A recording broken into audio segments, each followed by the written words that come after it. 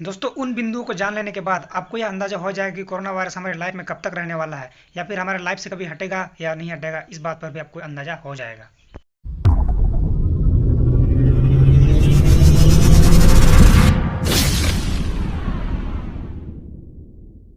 दोस्तों corona virus day by day एक बहुत बड़ा इशू बनता जा रहा है। दोस्तों इस लॉकडाउन के बीच सभी लोग घर पर हैं और घर पर उन्हें अन्य अलग अलग न्यूज़ मिल रही है जो कि कुछ खुश कर देने वाले होते हैं तो कुछ निराश कर देने वाले होते हैं।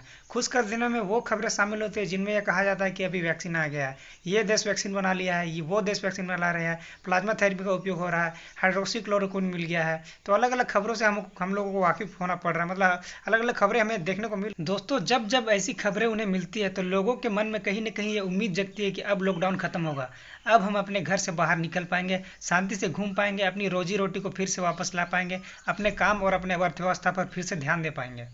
आज की वर्तमान स्थिति यानी आज 7 मई की बात करें तो भारत में कुल संक्रमितों की संख्या 50,000 के पार हो चुकी है। दोस्तों इस वीडियो में मैं उन बिंदुओं पर चर्चा करूंगा जिनका जानना आपका बेहद ही जरूरी है और उसे जानकर या अंदाजा लगा पाएंगे कि कोरोना वायरस का इम्पैक्ट क्या होता है। और उसे जानने के बाद दोस्तों उन बिंदुओं को जान लेने के बाद आपको यह अंदाजा हो जाएगा कि कोरोना वायरस हमारे लाइफ में कब तक रहने वाला है या फिर हमारे लाइफ से कभी हटेगा या नहीं हटेगा, इस बात पर भी आपको अंदाजा हो जाएगा। दोस्तों कोरोना वायरस हमारे शरीर के लिए बेहद नया वायरस है।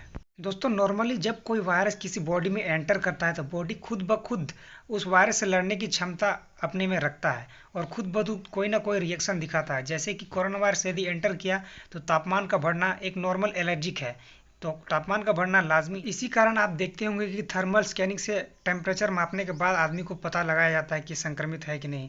लेकिन ये गारंटी नहीं है कि जो टेम्परेचर वाला जो मशीन है उससे पुख्ता सबूत मिल जाए कि आदमी को कोरोना वायरस। इस टेम्परेचर के साथ साथ कई लक्षणों को भी डिनोट किया जाता है, उसके बाद सैंपल में देखा जाता है कि भाई इसे कोरोना वायरस है कि नहीं, उसके ब्लड सैंपल। दोस्तों जब ह्यूमन बॉडी में पहली बार कोई वायरस प्रवेश करता है तो ह्यूमन बॉडी अपने आप एक इम्यून रिस्पॉन्स दिखाता है। बता दें कि ह्यूमन बॉडी के अंदर दो इम्यून सेल्स होते हैं, एक है टी सेल और दूसरा है बी सेल। दोस्तों ये जो बी सेल है, बी सेल बड़ा ही अच्छा चीज़ है। देखिए बी सेल क्या करता है, जब कोई वायरस एंटर करता है तो उसे जो है कि उसका जो एंटीबॉडी वो बनाने के तैयार एंटीबॉडी बनाता है वो उस वायरस का। फलाना बीमारी से कोई ग्रसित हो उसके बाद ठीक होने के बाद उसको दोबारा वो बीमारी नहीं होता। ये सब जो चीज़ सुनने को मिलता है ये बी सेल के कारण है, क्योंकि बी सेल जो है एक एंटीबॉडी डेवलप करके रखता है ताकि दोबारा अगर यदि वो बीमारी आए तो उससे लड़ने का उसको क्षमता रहे और दोबारा उस वो बीमारी से जूझ पाए। सेल का जो दूसरा टाइप है जिसका नाम है टी टाइप, टी टाइप क्या करता है, अगर यदि कोई वायरस एंटर किया और जितने सेल्स को इन्फेक्ट कर रहा है तो टी टाइप जो इम्यून सेल है वो क्या करता है, उन सेल्स को ही खत्म कर देता है, जो सेल जो इन्फेक्टेड हुआ है उसे डिस्ट्रॉय कर देता है। अब आप सोच रहे हो कि मैं ये सब बातें आपको कैसे बता रहा हूँ, मैंने कितनी पढ़ाई की है। देखिए मैं आपको बताता हूँ, ये सब एक अमेरिका के एक साइंटिस्ट जिसका नाम है अकीको इवासाकी, जो कि अमेरिका की येल यूनिवर्सिटी की प्रोफेसर भी रह चुकी हैं। ये जो टी और बी सेल वाला जो लॉजिक है ये बाकी सारे वायरस में तो देखने को मिला है, मगर कोरोना वायरस कुछ डिफरेंट था। लेकिन अभी एक ऐसा केस सामने आ जाए जिसके जो बहुत ही चौंका देने वाला है। चीन में जो है कि पहले ये ठीक हो गए, जो मरीज ठीक हो गए थे, जो कि अभी ताज़ा रिपोर्ट के मुताबिक तो वहाँ पर पता चला था कि अभी वुहान में एक भी मरीज नहीं है, एक या दो मरीज बचे हुए हैं। लेकिन अभी के ताज़ा रिपोर्ट आप देखें तो अभी जो मरीज ठीक भी हुए थे उन्हें फिर से कोरोना वायरस ने धर लिया है, मतलब फिर से उन्हें पकड़ लिया गया है कोरोना वायरस पॉजिटिव। ये वैज्ञानिकों को शंका में डालने वाली बात है, क्योंकि जिस तरह से जो वायरस पे जो लॉजिक लगाया गया था कि जो आदमी ठीक हो जाता है फिर दोबारा उसे वायरस संक्रमित नहीं करेगा, इसके बावजूद अगर यदि देखा जाता है कि संक्रमण हो रहा है, इसका मतलब ये लॉजिक तो फेल है एकदम। अब तक का रिसर्च ये बताता है कि कोरोना वायरस बाकी वायरस से काफ़ी अलग है और ये जो इससे जो ठीक हुए मरीज भी हैं वो दोबारा संक्रमित होते हैं।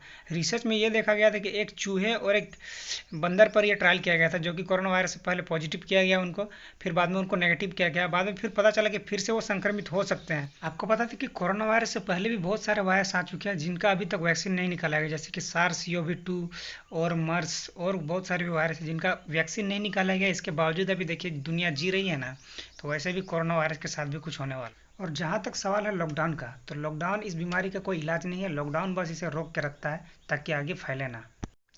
और देखिए धीरे धीरे लॉकडाउन को खोलने का, सुचारू रूप से खोलने का भी टेक्निक लगाया गया है, जिस तरह रेड, ऑरेंज और ग्रीन जोन में बांटा गया है। दिल्ली की सरकार अरविंद केजरीवाल ने तो डायरेक्ट बोल दिया है कि अभी लॉकडाउन जो है इसका कोई इलाज नहीं है और धीरे धीरे हम लोग को लोगों लॉकडाउन खोलना ही पड़ेगा और ज़िंदगी अपने पट्टी पर आ ही जाएगी। लेकिन बात करें अगर एक्सपर्ट और साइंटिस्टों की, तो उनका मानना है कि लोगों को इम्यून होने में काफ़ी समय लगता है। कुछ कुछ वायरस ऐसे रहते हैं जिनमें अगर यदि आपको वायरस आता तो आप ठीक हो सकते हैं, तुरंत आपकी इम्यूनिटी अगर मजबूत हो तो उससे आप लड़ सकते हैं। लेकिन कुछ वायरस ऐसे होते हैं जिन पर अगर यदि आपको इम्यूनिटी हासिल करना है तो उस वायरस से इम्यून होने में कई साल भी लग सकते हैं। तो बहुत सारे वैज्ञानिकों को कहना है कि अगर यदि इस वायरस से हम लोग इम्यून हो भी जाते हैं तो फिर भी हमें सोशल डिस्टेंसिंग का पालन तो करना ही पड़ेगा, क्योंकि भविष्य में कभी भी महामारी फैल सकती है। वैज्ञानिकों का अनुमान ये है कि साल 2022 तक में इस वायरस से हमें इम्यूनिटी मिल जाएगी। भले ही इस वायरस का वैक्सीन निकले या ना निकले, तब तक हमने अपने अंदर कोई ना कोई हमारे अंदर इम्यूनिटी विकसित हो जाएगी और जिसके वजह से हम इस कोरोना वायरस से लड़ने में सक्षम हो पाएंगे। तो इस वीडियो का निष्कर्ष यही निकलता है कि इम्यूनिटी धीरे धीरे इस दुनिया की बढ़ेगी और धीरे धीरे लोग इम्यून होंगे। इस हद तक कितनी है जाने जाएंगे इसका कोई अंदाजा नहीं है, इससे कितना लॉस होगा किसी को पता नहीं है, लेकिन धीरे धीरे सब कुछ पट्टी पर जरूर आएगा। और इसी के साथ ही इस वीडियो में आप काफ़ी ज़्यादा नॉलेजफुल रहा होगा। इस वीडियो में मैंने आपको बहुत सारे पॉइंट बताए होंगे, तो उम्मीद करता हूँ इस वीडियो से आपको काफ़ी ज़्यादा नॉलेज मिली होगी। अगर इस वीडियो को अगर आपको ज़रा सा भी पसंद आया और आपको लगा कि ये वीडियो काम की तो इस वीडियो को लाइक करें, और चैनल पर नए हैं तो सब्सक्राइब करके बेल आइकन को प्रेस कर दीजिएगा, क्योंकि इसी तरह की इंफॉर्मेटिव वीडियोस मैं देते रहता हूँ। चलिए तब तक के लिए जय हिंद जय भारत।